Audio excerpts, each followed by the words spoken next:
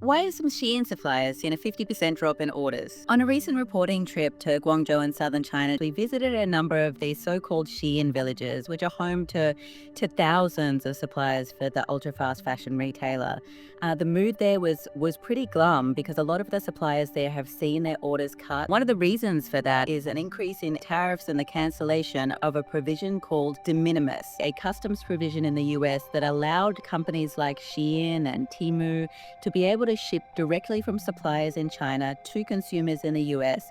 And as long as those packages were valued at under $800, they did not have to pay tariffs. What they told us is that the company has asked its biggest suppliers to open factories in Vietnam. Obviously, there are advantages in producing from Vietnam right now because the tariffs on China are much higher and the de minimis cancellation is only applicable to packages that are coming from China and Hong Kong.